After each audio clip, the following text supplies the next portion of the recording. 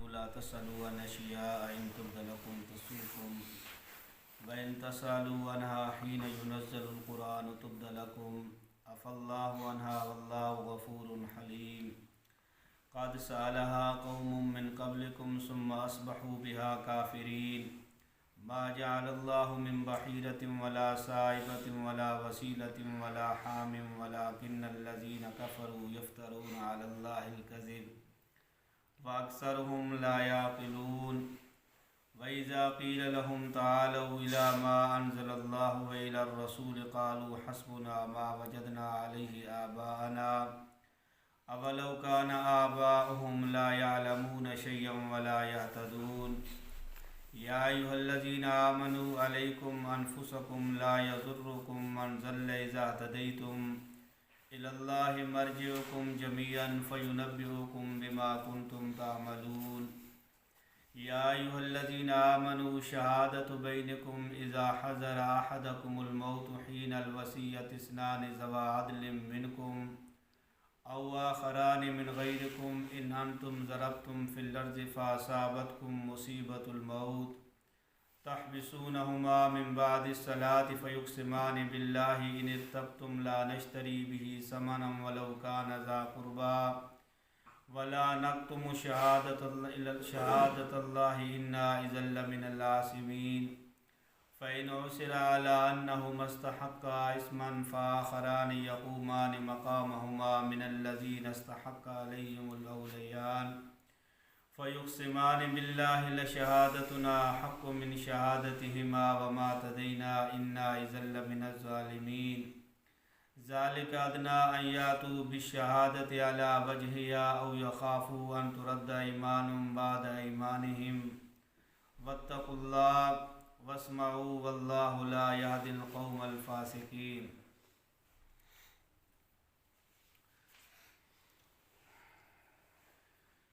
اس صورت کے اندر اللہ تبارک و تعالی نے زیادہ احکامات کا بیان فرمایا ہے، اور یہ جو رکوع ہے اس رکوع کے اندر بھی اللہ تعالی نے اس چیز کو بیان فرمایا کہ اگر وہ چیز انسانیت کے اوپر ظاہر ہو جائے تو شاید لوگوں کو برا محسوس ہو۔ اس آیت کا شان نزول حضرت اقرا بن حابس، ایک دفعہ رسول اللہ صلی اللہ علیہ وسلم بیٹھے ہوئے تھے اور آپ نے اپنی مجلس کے اندر بیان فرمایا کہ تم پر حج فرض کر دیا گیا ہے، تم حج کیا کرو۔ صرف رسول اللہ صلی اللہ علیہ وسلم نے یہ بات بیان فرمائی کہ تم پر حج فرض کیا گیا اور تم حج کیا کرو۔ تو اس مجلس کے اندر ایک صحابی بیٹھے تھے حضرت اقرا بن حابس رضی اللہ تعالیٰ عنہ۔ انہوں نے پوچھا کہ یا رسول اللہ صلی اللہ علیہ وسلم ہر سال حج کرنا ہے؟ تو نبی پاک صلی اللہ علیہ وسلم نے ان کے سوال کے بارے میں کوئی جواب نہیں دیا، خاموشی اختیار فرمائی، اور پھر دوبارہ رسول اللہ صلی اللہ علیہ وسلم نے یہی بیان فرمایا کہ تم حج کیا کرو۔ دوسری دفعہ جب آپ نے کہا تو پھر حضرت اقرا بن حابس نے یہی سوال کیا کہ ہر سال کریں، لیکن آپ نے کوئی جواب نہیں دیا۔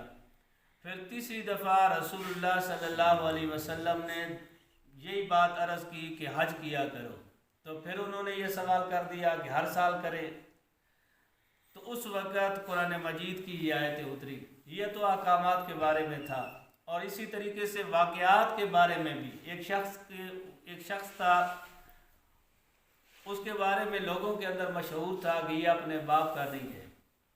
اب لوگوں کے اندر یہ بات، لوگ جو اس کے اصل باپ تھا جس سے وہ پیدا ہوا تھا، لوگ اسی کی طرف اس کی نسبت کیا کرتے تھے۔ تو ایک دفعہ وہ رسول اللہ صلی اللہ علیہ وسلم کی خدمت کے اندر آ گیا اور کہنے لگا کہ یا رسول اللہ صلی اللہ علیہ وسلم آپ بتلائیں کہ میرا باپ کون ہے۔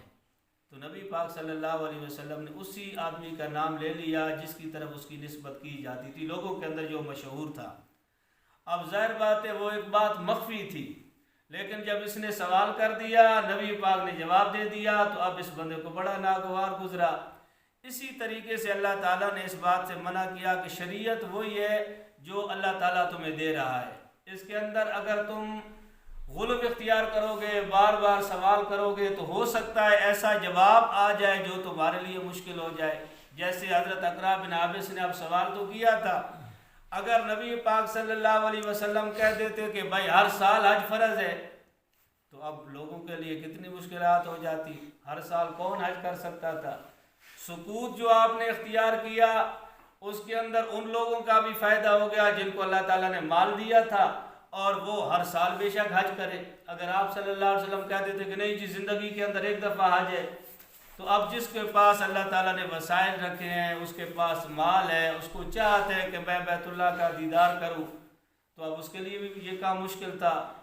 تو دونوں چیزوں کے اندر کہ اگر ہر سال حج فرض ہو جاتا یہ بھی مشکل تھا، اور اگر اس بات سے منع کر دیا جاتا کہ جی نہیں ہر سال نہیں بس زندگی کے اندر ایک دفعہ حج ہے تو پھر بھی مشکل تھا. اس لیے نبی پاک صلی اللہ علیہ وسلم نے اس کے بارے میں سکوت فرمایا. تو اللہ تعالیٰ نے یہ آیات اتار دی کہ یا ایھا الذین آمنوا لا تسألوا عن اشیاء، اے ایمان والو تم ان چیزوں کے بارے میں سوال نہ کیا کرو ان تبد لکم، اگر وہ تمہارے لیے ظاہر ہو جائے تو سوکم، تو وہ تم کو بری لگے. اگر اللہ کی طرف سے حکم آ جائے پھر شاید تم اس کے اوپر عمل نہ کر سکو.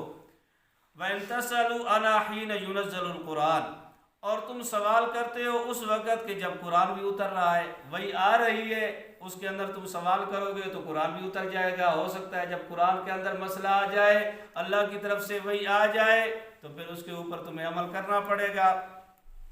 تبد لکم، کہ وہ تمہارے لیے ظاہر کر دی جائے. عفی اللہ عنہا، اللہ تعالیٰ نے اب اس بات کو تو معاف کر دیا. جو پہلے سوال ہو چکے تھے، جو آج تک تم کر چکے ہو، اگر کوئی ایسا سوال کر لیا ہے تو اس سوال کو اللہ تعالیٰ نے معاف کر دیا. واللہ غفور حلیم، اور اللہ تعالیٰ بخشنے والے اور بردبار ہے. آگے اللہ تعالیٰ نے ان لوگوں کی بات بھی بیان کر دی کہ تم سے پہلے ایسے لوگ بھی گزرے ہیں کہ وہ بھی اپنے نبیوں کے اوپر سوال کیا کرتے تھے، اور پھر جب وہ سوال کا جواب آ جاتا تھا پھر وہ مشقت کے اندر پڑ جاتے تھے. قد سالہا قوم من قبلکم، تحقیق سوال کر چکے تم سے پہلے لوگ. ثم اصبحوا بها کافرین، پھر جب اس بات کو ظاہر کر دیا گیا، اللہ کی طرف سے وہ حکم آ گیا کہ اب یہ کرو، تو پھر وہ اس کے انکاری ہو گئے. جیسے سورۃ بقرہ کے اندر وہ گائے کا واقعہ آیا. اب اللہ کی طرف سے تو صرف حکم تھا نا کہ گائے ذبح کرو اور اس کا گوشت کا ٹکڑا اس مقتول کو مار دو، مقتول زندہ ہو جائے گا. لیکن یہ آگے سے سوال کرنے لگ گئے گائے کیسی ہو، اس کا رنگ کیسا ہو، اس کی عمر کتنی ہو، تو پھر ان کے لیے کتنی بڑی مشقت بن گئی. جب اللہ کی طرف سے ایک حکم آ جاتا ہے بس اس حکم پر عمل شروع کر دو. آگے جانا چاہو گے تو بہت آگے نکل جاؤ گے، پھر اس دین سے دور نکل جاؤ گے. ما جعل اللہ من بحیرۃ ولا صائبۃ ولا وسیلہ، اللہ تعالیٰ نے انسان کو عقیدہ توحید، مسلمان کو عقیدہ توحید دیا، اور مسلمان کی ہر عبادت جو ہوتی ہے نا وہ اکیلے اللہ کے لیے ہے. آپ کوئی بھی عبادت جو بھی کرتے ہیں وہ صرف اکیلے اللہ کا حق ہے، اور مسلمان اسی کے آگے سر جھکاتا ہے، اسی کی عبادت کرتا ہے، اسی کا کلمہ پڑھتا ہے اور اسی کے احکامات کے اوپر عمل کرتا ہے. اب اللہ نے حکم دے دیا قربانی کرو. اب یہ آگے اعتراض نہ کرے جی اس جانور کو ذبح کرنے کا کیا فائدہ ہوگا، گوشت جب میں نے خود کھانا ہے تو پھر اس قربانی کا کیا فائدہ ہوگا. جیسے آج کل دنیا کے اندر ایسے لوگ نکلے ہوئے ہیں جو بڑے بڑے فتوے دیتے ہیں کہ جناب اتنے جو ہے انسان جانور ذبح کر جاتا ہے، اتنا پیسہ خرچ کرتا ہے. پاکستان کے اندر کتنی قربانی ہوتی ہے، اگر یہی پیسہ غریبوں کو دے دیا جائے. اب جب اپنی عقل انسان استعمال کرے تو انسان گمراہی ہوتا ہے، اور شیطان پھر اس انسان کو نئی نئی پٹیاں، نئے نئے ہیلے اس کو پڑھاتا ہے. اب اللہ کی طرف سے تو حکم تھا نا قربانی کرو، بس آگے ہیل حجت ختم. مسلمان کا کام ہے کہ اللہ کے راستے کے اندر خون بہا دینا کہ یہ میری عبادت ہے. لیکن شیطان جو ہے نا انسان کو اس راستے سے ہٹانا چاہتا ہے کہ انسان سارے کام اللہ کے لیے نہ کرے، اس کے اندر ملاوٹ ہو جائے اور کچھ نہ کچھ غیروں کا حصہ بھی آ جائے تاکہ یہ اپنے عقیدے اور اپنے ایمان سے نکل جائے.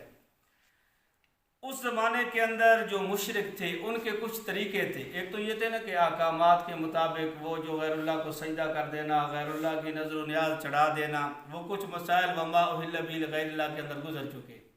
اب یہ جانوروں کے اندر ان کا معاملہ ایسا تھا کہ وہ کچھ مخصوص جانور انہوں نے تیار کر کے رکھے تھے، اور ان جانوروں کا مقصد یہ ہوتا تھا کہ یہ نظر و نیاز غیر اللہ کے. جیسے ما جعل اللہ من بحیرہ، اللہ تعالیٰ نے نفی فرما دی کہ اللہ تعالیٰ نے یہ بات مقرر نہیں کی ہے. من بحیرہ، بحیرہ اس جانور مادہ جانور کو کہا جاتا ہے جس کا انسان دودھ استعمال کرتا ہے، جیسے اونٹ ہے، اونٹنی ہے، گائے ہے، بھینس ہے یا بکری ہے، جس کا دودھ انسان استعمال کرتا ہے، مادہ جانور۔ اب مشرکین ایسے کرتے تھے کہ وہ جانور مادہ اس کا دودھ اپنے اوپر حرام کرا دیتے کہ ہم نے اس کا دودھ استعمال نہیں کرنا۔ یہ دودھ وہ بتوں کے نام کے اوپر چڑھاوے چڑھایا کرتے تھے۔ اب بتوں کے اندر آپ دیکھ لو، وہ تو ایک پتھر کے بت ہوتے تھے یا سونے چاندی کے بناتے تھے، ان کے پیٹ کے اندر تو کوئی چیز نہیں جاتی تھی۔ وہ جو بار مجاور بیٹھے ہوتے تھے ان کا پیٹ بھرتا تھا اس سے، تو ان کو مزہ آ جاتا ہے ان کاموں کے اندر کہ جب مفت کا مال آ رہا ہو اور انسان کا پیٹ بھر رہا ہو تو وہ کب کہیں گے یہ ناجائز ہے۔ آج ہمارے زمانے کے اندر مزاروں کے اوپر تقریباً یہی چیز ہو رہی ہے کہ ہم نے بتوں کا دور تو نہیں دیکھا کہ بتوں کے اوپر وہ کیسے چڑھاوے چڑھایا کرتے تھے، لیکن آج مزاروں کے اوپر انسان اس کا نظارہ کر لے کہ مزاروں کے اوپر چڑھاوے۔ اب بزرگ تو اندر قبر کے اندر ہے، زمین کے نیچے ہے، اس تک تھوڑے وہ کھانے نظر و نیاز شرینیاں تھوڑی اس تک پہنچتی ہے۔ یہ جو باہر بیٹھے ان کا پیٹ بھرتا ہے، اب یہ کب کہیں گے کہ جناب اس کو ختم کر دو، کیونکہ ان کی تو روزی یہی ہے۔ اسی طریقے سے جیسے اللہ تعالیٰ نے حکم دیا کہ انسان کو بیت اللہ کی زیارت، کہا کہ بیت اللہ کی طرف سفر کرو۔ اب مسلمان ہے، اس کے عقیدے کی یہ بات ہے کہ بیت اللہ شریف کو ہاتھ لگانا وہ اپنے لیے باعث برکت سمجھتا ہے۔ اسی طریقے سے بیت اللہ کو چومنا اپنے لیے باعث برکت سمجھتا ہے۔ اب اس کو دیکھ لو کہ یہی کام شیطان نے انسانوں سے دوسرے طریقہ پر کروا دیا کہ انسان آپ قبروں پر جائے، مزاروں پر جائے، وہاں پر چومنے کو انسان عبادت سمجھتا ہے۔ بزرگ کی قبر کو ہاتھ لگانا اپنے لیے نجات کا ذریعہ سمجھتا ہے۔ بیت اللہ کا طواف مسلمان کرتا ہے، اپنے لیے عبادت اور ثواب کے طور پر کرتا ہے۔ آج دیکھ لو درباروں کا، ان کے اندر بھی یہی کام ہو رہا ہے۔